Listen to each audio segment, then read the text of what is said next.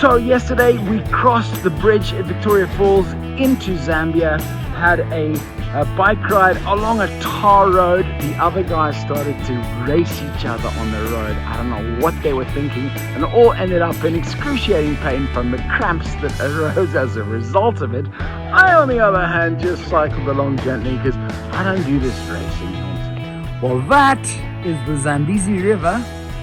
This place is Ngonye Falls in Zambia. After the Victoria Falls is the second biggest set of falls on the Zambezi, and that limpid pool behind me is actually an eddy from the river. Just above the top of the Ngonye Falls on the Zambezi, this is day 9. We're just enjoying a little walk around here. Then we're about to get on our bikes and head up towards Mongu, the capital of Barotse land. Hey guys, it's end of day 9 and we've had a technical problem. And so one of our vehicles has had to stop to resolve the technical problem. The technical problem is caused by the fact that the diesel jerry can from which they refueled the car actually contained petrol, which doesn't really work in a diesel car, so we're now going to have to drain that out and replace it with actual diesel. Do you know what happened? Do you know what happened? Gas passed the... Yeah, no, listen. Here's a good story. Gas passed the siphon pipe through the window to Troy, who spilt all the diesel on his MacBook. All the diesel that Gus Dick passed to me, inside the tube and inside the thing, dripping. Not, there's a dripping tube. Just, okay, yeah, thanks. Ah, shit! All over my keyboard, diesel. A brand new MacBook Pro. There was lots of expletives, and one name being mentioned constantly. I won't mention which name was being mentioned constantly at all. I mean, yeah, open and shut. Oh, what? I put diesel in my MacBook Pro. Exactly, a perfectly lubricated MacBook. A perfectly lubricated Mac. I mean, it's just going to open and close. Don't worry, that's what my daughter was saying. Poor Gus. I said, no, not poor Gus. No, you can't be angry with Gus. I said, no, I'm angry with Gus. He's constantly pipes with diesel still in them. Guys, talking of lubrication, that's exactly what I was thinking would be a good idea. The team never miss an opportunity to embarrass themselves.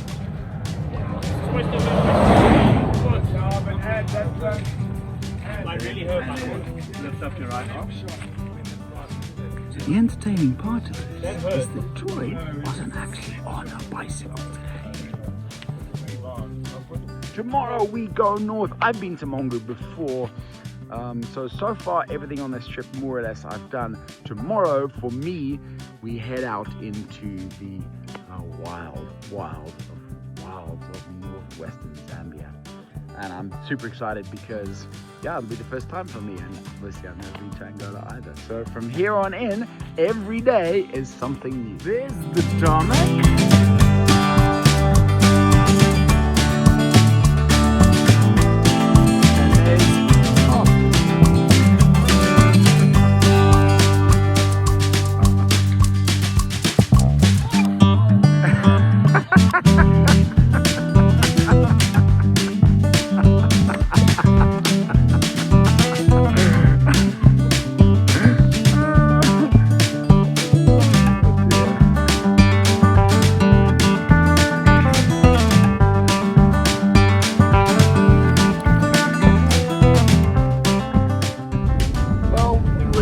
Ourselves, we did really well today. Day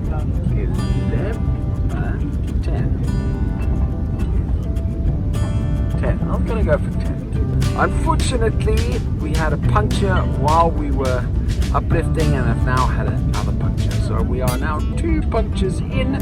We no longer have any spare wheels. If we have another puncture, we'll be in trouble.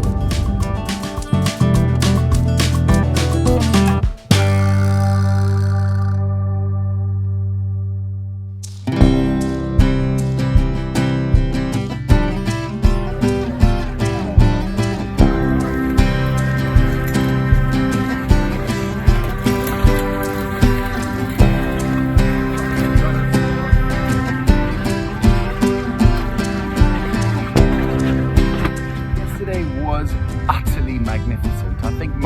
us felt from the riding point of view, it was the best day that we've had so far. The Barotse floodplains are a completely remarkable landscape, totally flat, very, very sandy, but sand isn't so daunting when it's bereft of any slopes at least. So we didn't have to walk that much. We cycled about 50 kilometers, which is like 100 kilometers on a normal surface.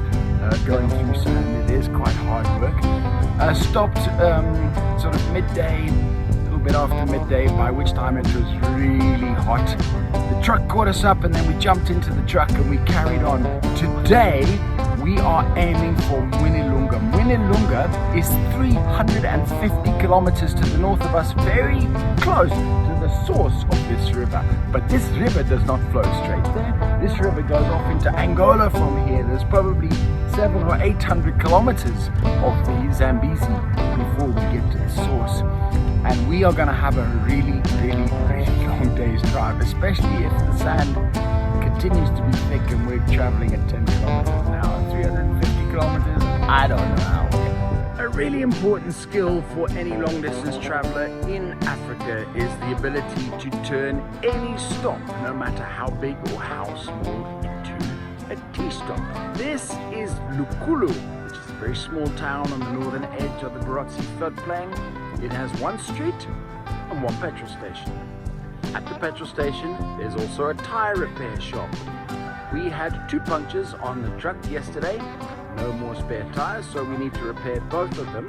And of course, guys have taken the opportunity to crowd around the back of what we refer to as Black Car and boil up a spotted tea.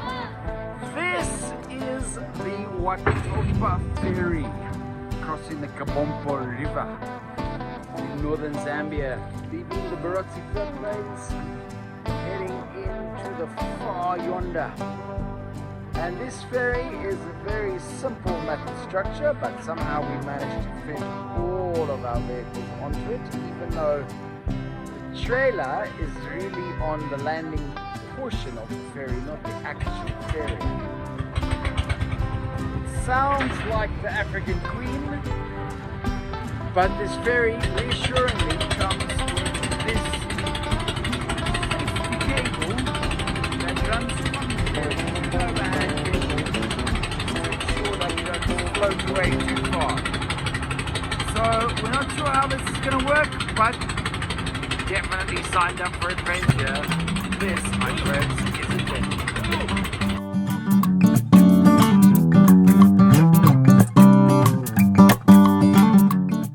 And we then crossed the Babon. We are outside Kabompo, the town of Kabompo. And we are on a playing field by a school, and we are about to set up camp for the night. We just arrived, the sun is already set. I don't know if you can see behind me, but there's that orange glow to the night sky. Guys are starting to get the stuff out of the truck and go and set up camp. We're waiting for our 2 other support vehicles which haven't arrived yet, so it's slowly. Yeah, so we've had an amazing morning riding today. It's been an exceptional morning. Just so much fun. Initially it was a little bit sandy, but then it got out to a nice level surface, pretty much level, a little bit of up and down, not too much.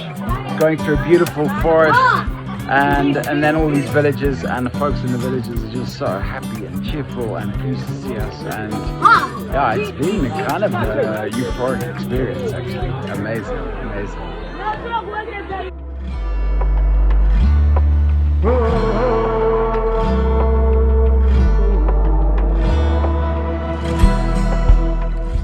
These trees are astonishingly beautiful.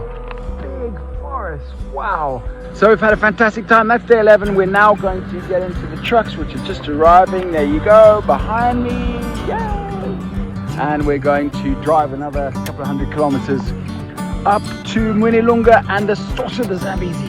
Catch you tomorrow. Bye.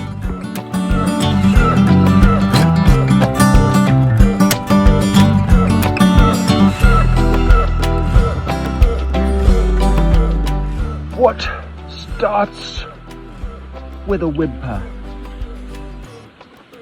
and then grows to a mighty roar, flows all year long,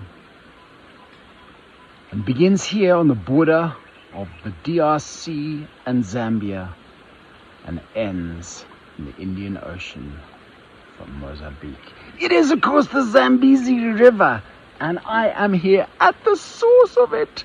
And from here it goes 2,600 kilometers all the way to the Indian Ocean. It is astonishing. I feel so privileged to be here in the most beautiful Miombo forest. This is just, these trees are incredible. It's Miombo.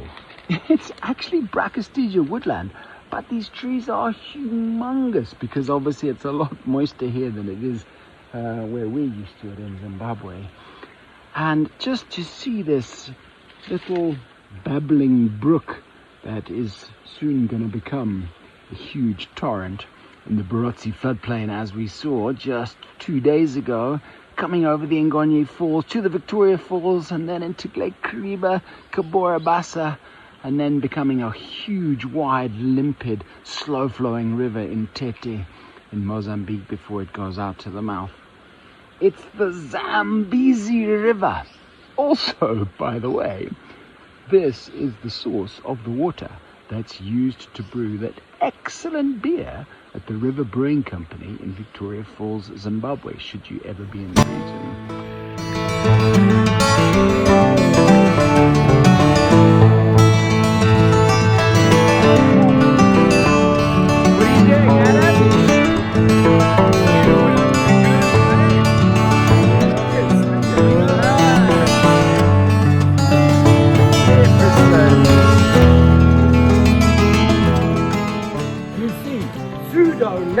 Stylus, Macroeuphoria, a small M on the macro.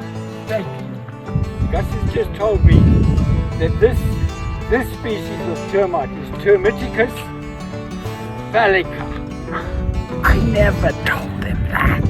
Because we are just about to reach the Angolan border. And these are our witnesses.